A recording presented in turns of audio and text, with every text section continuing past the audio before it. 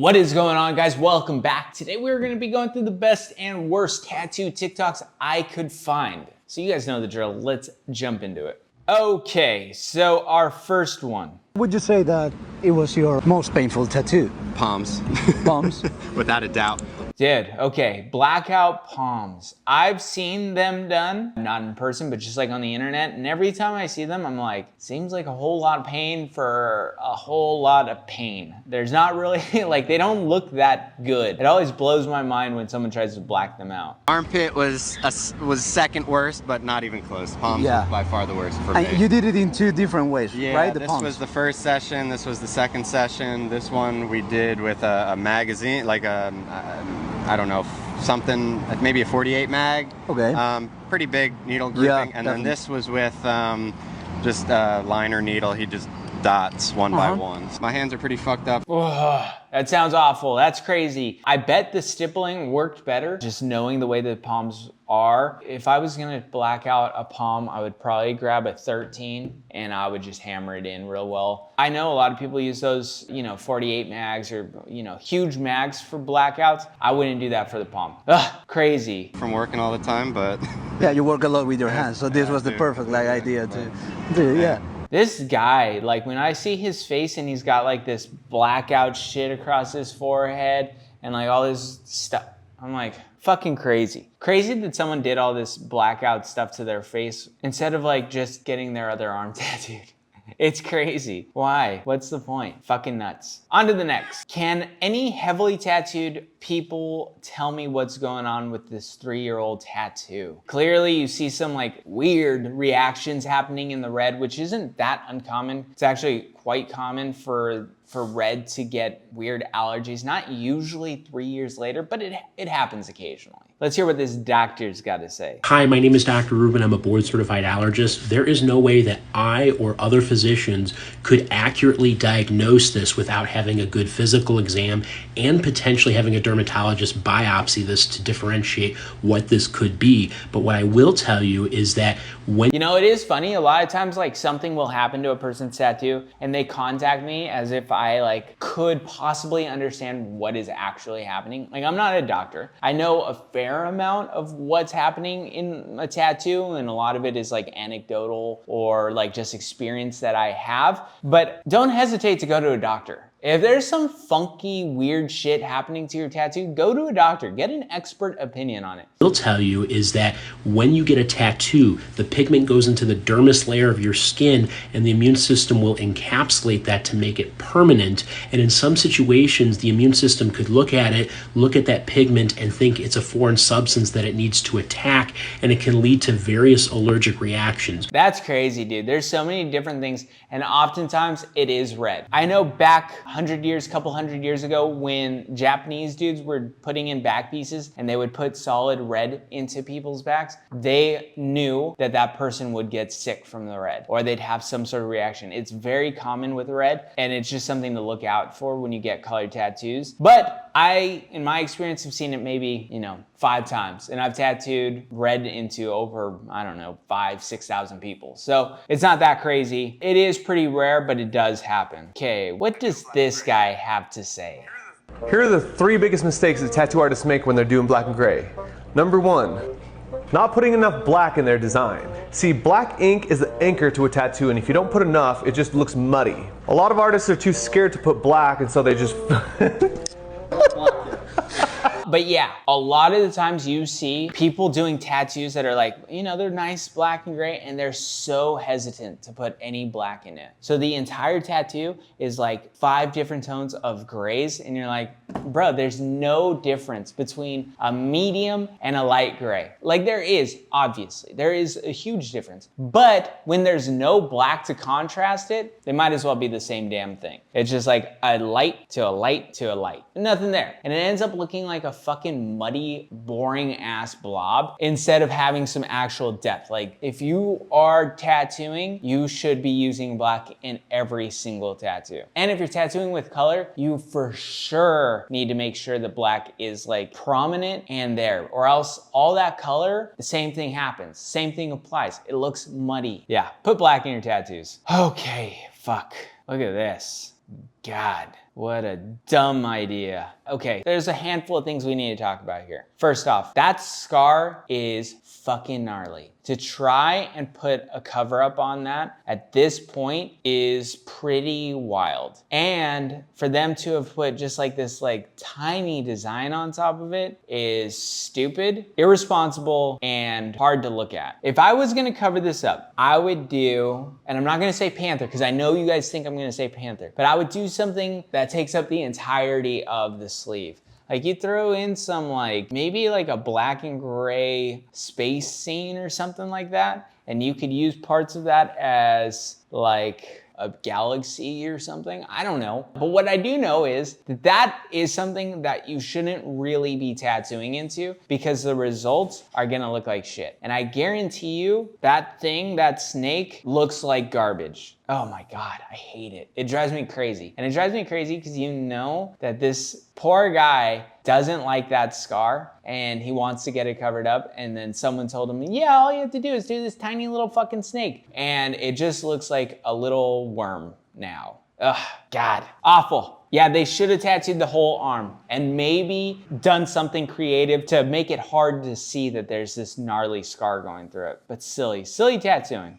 Bro, you're gonna take so long. I'm getting tired. We're getting there. I'm just throwing that in for fun. Let's watch it again. Bro, you're gonna take so long. I'm getting tired. We're getting there.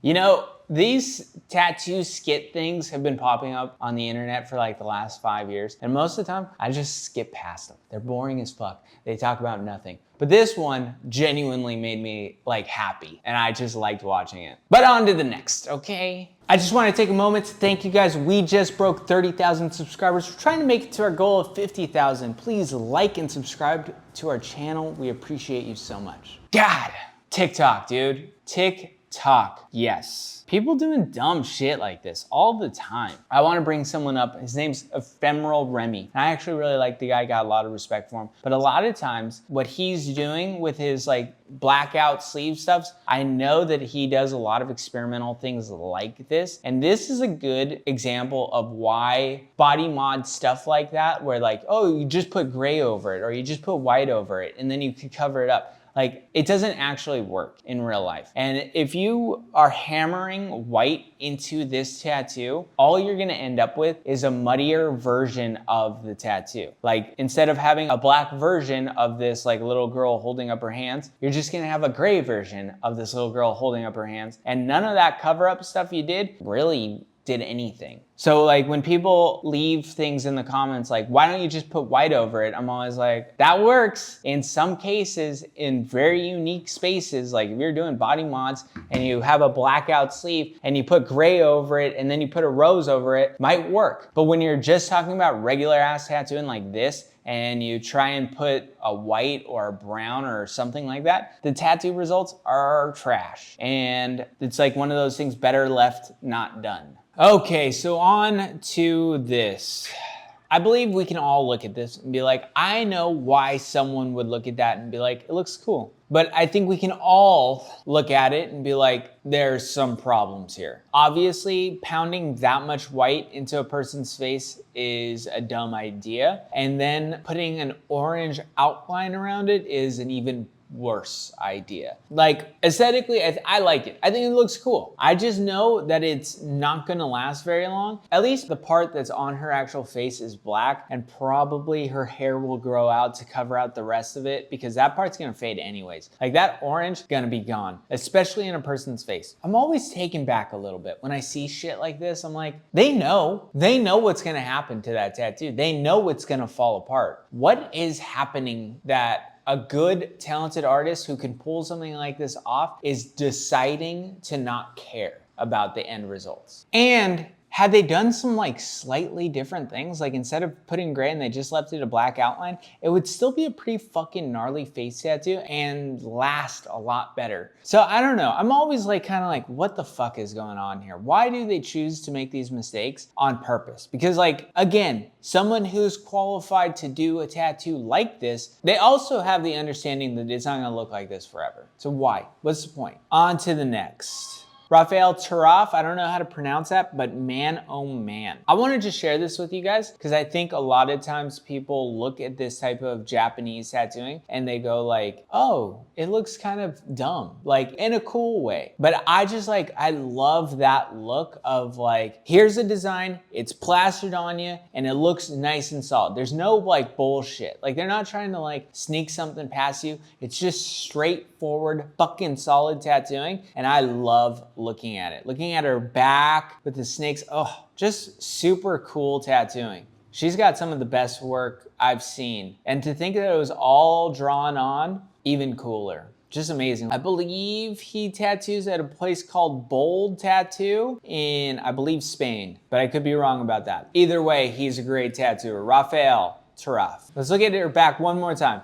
Ah, looking so cool. Just so fucking solid. Yeah, that's it. Just wanted to share that with you guys. On to the next. Okay. Fuck, I hate this. It's such a disgrace to anything that is cool in tattooing. I am fucking sorry. I cannot. Every time I see this, it's fucking disturbing to look at. It's stupid overall behavior, and whatever it is just taking away from tattooing. It's crazy. Like this anesthesia shit, like I've gone back and forth. I've said less harsh things. I've said more harsh things, and every time I just feel like an empty void of tattooing. Every time I look at this, I go, ugh, the fuck is this? Why? Why are you guys doing this? It's a disgrace. And honestly, you know what really drives me fucking crazy about this? There's only one reason as a tattooer you would do this shit, and it's for a fat stack of cash. And that's it. And like, I have no problem with tattooers making money. I think it's great. Like, make all the money you can in this business. It's a business. Do what you gotta do. But to sell your fucking soul to make whatever amount of money just steals all the good, amazing shit from tattooing. And then you read the comments and they're like, you know, anyone talking bad about this type of shit, the commenters are like, oh, you guys would just not understand because you're not big money ballers like whoever is getting this crap tattooed. And I'm like, thank God, dude. Money can buy you anything, but it's not gonna buy you an ounce of respect from me, especially when it comes to this shit. And all these tattooers should be ashamed of themselves. I go back and forth. When I watch this, and especially like the optics, like this guy's like mouth open, fucking half dead, and all these jabronis are tattooing away on his stomach. It's just, it's dumb, it's silly, and I hate it. I hate it even more this time around. The last time we talked about it, I was probably a lot nicer. This time, I'm extra angry and annoyed at it. On to the next. A little more lighthearted, you know? A little less aggressive, Kirk. Let's talk about this awful tribal, guys. Wow. Okay, so there's something that pops into my head immediately. You know, sometimes as tattooers, you guys are just not ready for what you try to attempt, and this is a great example. This tribal, if someone brought it to me after 11 years of tattooing, I would either say no right away, or I would spend the next 3 weeks studying this type of tribal to do the best version I could. This, on the other hand, is clear that a young tattooer who doesn't know how to actually tattoo decided they are qualified to do some of the most hardest, complicated type of tattooing, and this is the end result here. Just awful, dumb, crappy tribal that should have never been attempted, and the tattooer should have waited 10, 15 years until they attempted something like this. Especially something so beautiful, and you know, in tattooing, like this is important types of tattoos. Like you can't just wake up and decide, hey, I'm gonna do tribal. Like, especially not this kind of tribal. This isn't like 90s black spiky tribal. This is like, hey, I'm from this place. I wanna represent my area. I want this kind of tribal. No, that's not what they did here. They were just like, oh, I saw it on the internet. I'm gonna try it and I'm gonna draw it on half-assed. Then I'm gonna post, I mean, look guys, we all have eyes. That is some awful attempt at this type of tribal. And if you're not picking up how awful it is, it's because your eyes are stupid. Because my eyes aren't stupid and they're telling me that this is bad tattooing. just goofy. I wish people would be more patient when they were trying stuff like this. Like I remember when I was a young tattooer, I tried to do a Jesus back piece and it was fine. But had I waited a couple of years later, I think I would have done a better version. Now, I think that's just the truth. And when you see tattooing like this, you're like, that's extra the truth. But you know, I think that Jesus ended up being pretty rad. I actually went into it a few years later and added some bits and pieces and touched some things up. It looks cool, it's fine. But it does lead me to this like place where like, if you're a tattooer, know where you're at in tattooing. And this tattooer should have been like, I am not there and I might never be there. So why am I gonna attempt this gnarly ass crap? But on to the next. Okay, some giant stupid tattoos. This one's crazy.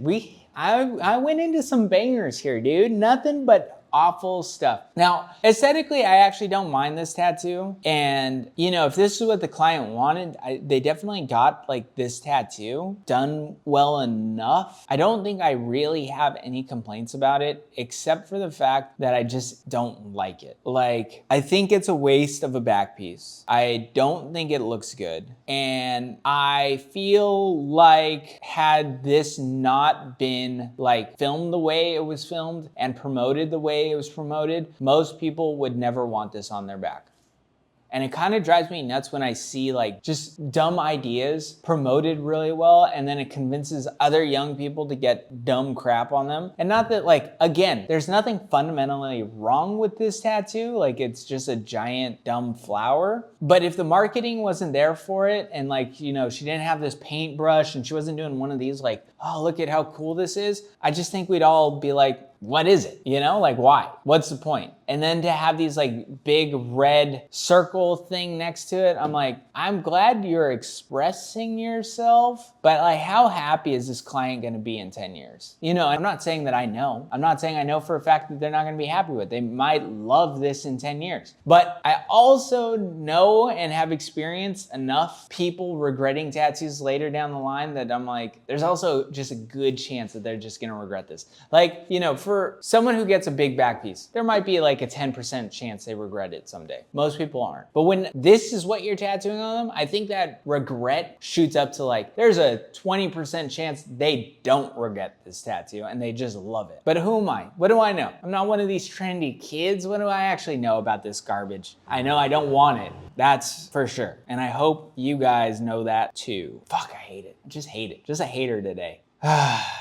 One more for the hate-a-thon this week. Some great examples of blowout so I can show you guys exactly what blowout looks like. You can see the ink spreading underneath the skin. So like here's the actual ink like in the correct depth, but here you can see the ink kind of spreading underneath the skin. See right here how much the ink is spreading underneath the skin. Where you can see it kind of blue, and that's blowout. That's when you go past the skin layer and kind of into the fat layer. You don't want that when you're tattooing because that's just going to spread more and more over time. It'll be interesting to see how this all spreads over the years, and you know, some of these should grow together. Like here, you know what I mean, where I was using like the wrong machine and having troubles with the cartridges. I would imagine these would all spread together over time. These, probably not. I had a really good control with it. It's my normal fine line setup, but we'll see. Okay, so there's a few things to hit here. One, I'm glad that this person is doing this to themselves. I hope to themselves, rather than putting it on other people. And it does strike me as weird that someone is trying to teach this type of knowledge when they can't even pull a line themselves. And that always kind of drives me nuts. I mean, that's like the TikTok special, you know, teaching people when you don't actually know how to tattoo. And I'm like, why are you focusing on teaching people how to tattoo when your line work is so bad? I mean, if you're pulling fine lines like this big across a thigh or an arm or something like that, they're not gonna look that great. Let's just be honest. Like, they're gonna look pretty wonky, but I mean, not this bad. Like, you could put pretty much any machine in my hand with any sort of setup, whether it's a cartridge or it's a coil or it's a whatever the fuck, and I'm gonna give you a lot better line work than that. And I think that the vast majority of tattooers, like definitely any tattooer I know, would do much nicer line work than that with any kind of machine. So I'm always like, if you can't pull a line, why are you trying to teach people how to pull a line? And like, because we learned nothing from this. Like, yes, blowout exists, but we knew that. So I'm always like, why? Why TikTok? Why do you have to just drive me crazy and get me to a place where I have to make a 30-minute long video about why I hate you? But that's where we're at today. I appreciate you. I hope you learned something, or you didn't. Like and subscribe to the video. I'll see you in a few days.